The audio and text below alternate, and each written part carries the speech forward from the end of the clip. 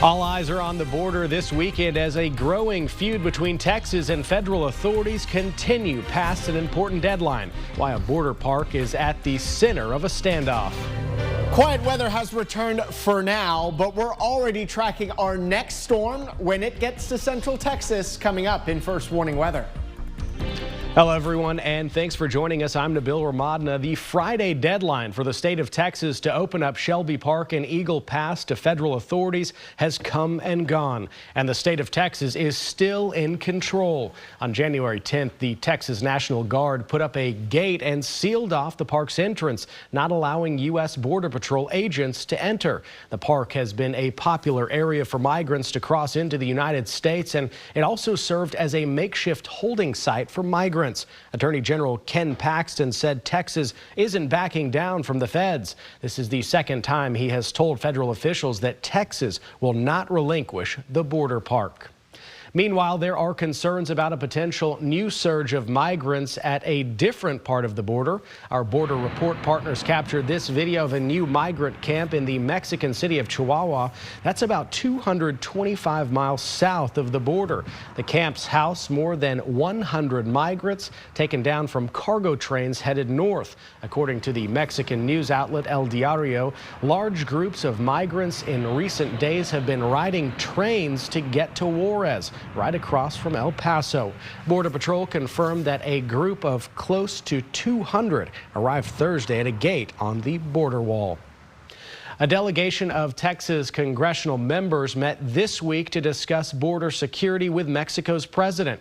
We told you last week about the visit. Austin Republican Michael McCall, South Texas Democrat Henry Cuellar, and other members toured the border before heading to Mexico City. They met with the Mexican president and his cabinet. Cuellar said they discussed ways to shut down fentanyl labs in Mexico and improve border security. Very difficult. They're trying, and for people that say Mexico's not doing enough, they really are trying, and we're trying to help them through technology and through intelligence. Mexico has been surging its National Guard to both its northern and southern borders. It also is deporting migrants who don't qualify for asylum back to their homelands, including flights to Venezuela. First Warning Weather with meteorologist Nick Bannon. Well, it took a while. After a gray start, the sun finally came back to central Texas, and we all got in on that here this afternoon. And as we're heading into the evening, still clear skies from our Indeed weather camera at the Domain. Temperatures reached the mid-60s today. We're dropping, though, low 60s to 50s at the temperatures you're stepping out into, and it will drop in a hurry here tonight now that the winds are backing off. Clear skies all over central Texas, and lighter winds will mean a chilly evening from low 50s at 7 to upper 40s by 9 and already into the mid 40s here at 11 o'clock tonight. Coming up in First Warning Weather, we'll track the chill tonight, including who could actually drop down to freezing tomorrow morning. We'll show you a mild week ahead of a wet start to February. Updated rainfall amounts as we head into a storm to begin next weekend. Thank you, Nick. TxDOT says it will fight a recent lawsuit aimed at blocking its I-35 downtown expansion plan. The lawsuit was filed by Rethink 35 and other groups opposing the I-35 Capital Express Central project, which is meant to expand and widen the interstate, create non-tolled HOV lanes, and east and west cross-street bridges, and even more. The lawsuit filed yesterday claims TxDOT failed to consider the potential impacts of the plan on the environmental and racial inequity. In response to the lawsuit, TxDOT Executive Director said, quote, "We have carefully followed and even exceeded the environmental and legal requirements to advance this project. We don't believe that the actions of these opponents have merit. TxDOT intends to continue to press forward to deliver the I-35 Capital Express Central project." We did reach out to the opponents who filed the lawsuit, and we'll let you know when we hear back. And going in depth, this is not the first lawsuit that has been filed against TxDOT's I-35 expansion plan.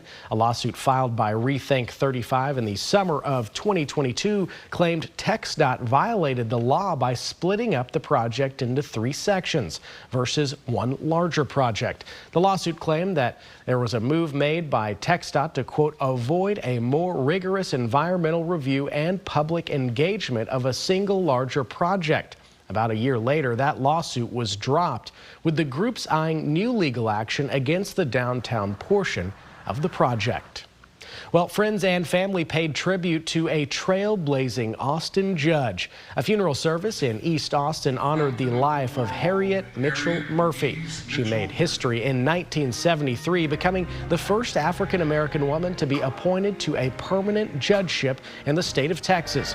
Murphy served on the city council, or the City of Austin Municipal Court, for 20 years, rising to the position of presiding judge. She also earned several other honors over the years, including induction into the National Bar Association's Hall of Fame. Murphy died earlier this month. She was 96 years old. And we are committed to accuracy here at KXAN, and with that in mind, we want to address an incorrect image that appeared in our Friday newscast. It was in a story from our Washington bureau about the Biden administration's move to suspend new liquid natural gas imports. The story showed video of nuclear power plant cooling towers while referencing global warming caused by fossil fuels. We apologize for the incorrect image. And the show must go on. Why several exotic animals were seen wandering down an Indiana highway overnight. And a Texas motorcyclist goes viral for all the wrong reasons. The error in judgment that led to a warrant for his arrest. Well, it's not every day you see camels and zebras wandering on the side of a U.S. highway, but several were seen wandering in Indiana on a freeway after a truck hauling them to a circus performance caught on fire. The tractor trailer caught fire around 2 in the morning, prompting a police rescue of the animals, which roamed alongside the freeway. According to the Associated Press, 2 officers rescued camels, zebras, and a mini horse by leading them out of the smoke-filled trailer. Both officers were treated for smoke inhalation and later released, but none of the animals were hurt. And despite all of that, the show will still go on. A second truck was sent to pick up the animals from the highway and bring them to their weekend circus performances.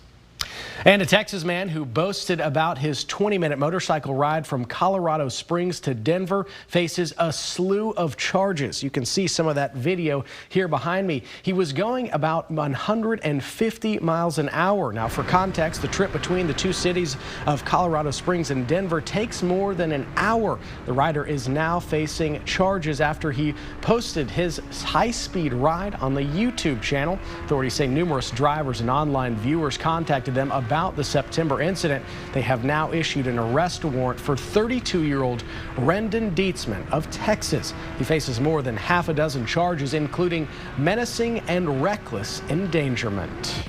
Well, bad news from a Cedar pollen department. The highest readings in more than 2 weeks here in Austin. They're up to high and trending higher. Mold is low, but trending higher.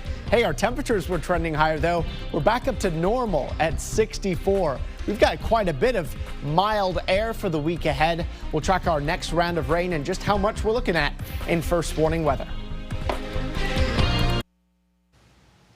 Less than a month after a door plug blew off of a Boeing 737 MAX 9 jet, some of those jets are now back in service after passing an FAA-approved inspection and maintenance process. This as the agency continues to investigate whether Boeing and its suppliers followed proper safety procedures in manufacturing the part of that blew off in the Alaskan Airlines flight earlier this month. Ella Sogomonian has more. Boeing 737 MAX 9 jetliners are back. The FAA is still investigating whether Boeing and its suppliers followed proper safety procedures in manufacturing that part that blew off the Alaska jet earlier this month. That could lead to sanctions. In addition, the FAA says it won't let Boeing expand production of MAX jets until it's satisfied that quality control concerns about the company have been resolved. We spoke with aviation expert Steve Miller with San Jose State University, who says that it's an appropriate time to bring the planes back. The main reason being that although this was a new aircraft, it was delivered on Halloween Day 2023, and the incident happened just a couple of months after. This design and this actual installation had been in use on the 737-900 model for over 20 years. Meanwhile, the CEO of Boeing was on Capitol Hill this week, reassuring senators that the company is working to ramp up the safety of MAX 9 jets. We're going to make sure that we convey our message and all the work that we're doing in our faith in our people and our airplanes. First warning weather with meteorologist Nick Bannon. Okay, about 13 minutes ago was sunset. Yes, the sun sets now after 6 o'clock, but we're still seeing the glow of it there from our Ewell Kubota camera in Georgetown. A clear night, and it will be a rather cold night, one of our coldest nights in at least a little bit. The area of low pressure that brought us a little bit of rain yesterday has moved on, but behind it, we're getting these northwesterly winds here tonight. And that's what we had, of course, here today. Still a rather chilly wind for us. Yet we are going to stay clear through the night. Clear skies at 8, clear skies overnight, clear skies tomorrow too. You're going to see the clock moving, but not a whole lot else because we don't anticipate much, if any, in the way of clouds here tomorrow. We take it into Monday. Monday also starts very sunny. I do think there'll be a slow increase in high clouds that will get thicker as we head through the day on Monday, and that will give way to even thicker cloudiness on Tuesday, but we're still dry. Tonight we're forecasting a low in Austin of 38, clear skies, so nowhere near freezing in the city, but there may be a few isolated spots, mostly in the hill country, that could get down near freezing for a brief time. We're looking at you in San Saba at 32, possibly portions of Mason and Llano counties as well. Looks like all of our eastern counties will stay well above freezing here tonight. Your day tomorrow, almost as nice as today. In fact, potentially you'd call it nicer because we don't expect the cloudiness around in the morning like we had today. Just the full sunshine. High of 64 is right where we should be this time of year. In fact, tomorrow's very normal high will be the coolest day of the week ahead. There's your 64 average. Every other day after tomorrow will be above average. We even have some days where we're up near or into the 70s, but we're already watching our next storm that looks on track for next weekend. It'll be affecting the western states, especially California, as we head through the middle and end of the week, bringing mountain snow and heavy rain. When does it get here? Well, not really until late in the day on Friday do we have increasing rain and potentially isolated storm chances. But it looks like the bulk of the rain gets here as we head into Saturday morning, and a widespread rain at that. Even though it's at the end of our 7-day forecast, we're seeing a lot of computer model agreement that we are going to get rain here, and it should be fairly widespread. Looks like the wettest weather Saturday morning. Things start to dry out Saturday afternoon and night, and next Sunday looks dry.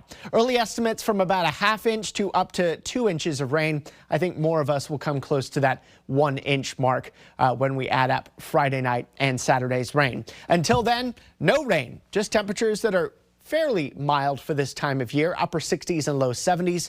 No more nighttime freezes, only a patchy freeze in spots tonight, with the rest of our nights in the 40s and 50s.